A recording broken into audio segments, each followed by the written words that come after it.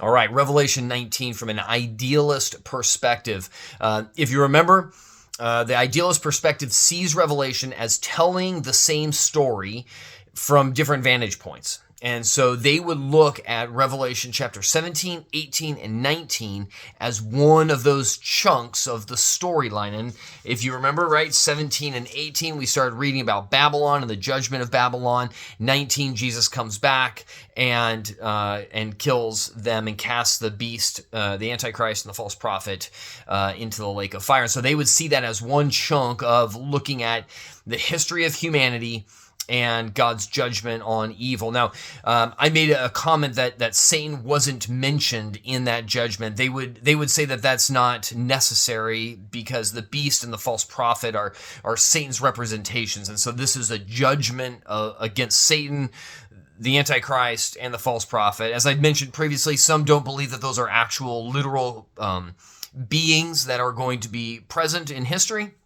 Some see them as just symbolic of evil, but either way, they would see Revelation chapter 19, verse 21 as being the end of the judgment of the Lord. And again, if you remember, if you go back, Revelation chapter 12 through 14, that was the beast and the false prophet. And then at the end of 14, you have the harvest of the earth, right?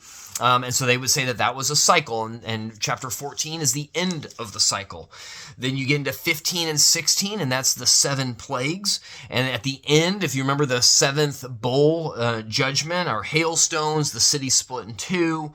In the 6th bowl, the armies, the Euphrates River is dried up, and the armies would come. So they would look at that 6th and 7th seal as being like the end of time as well. And then it would again pick back up in Revelation chapter 17. So it's actually interesting in that they look at these things as being very chronological chunks inside of it. So chapter 17, 18, 19 are chronological.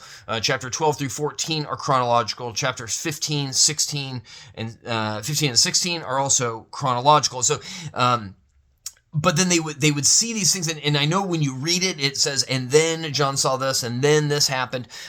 They would look at those and go, those are visionary and thens. Those are sequences of when John saw the thing, not necessarily where they're chronologically happening. And so at the end of Revelation chapter 19 and going into Revelation chapter 20, they see again another reset, and Revelation chapter 20 verse 1 begins at the cross, begins in 33 AD. And so that's the idealist position on Revelation chapter 19.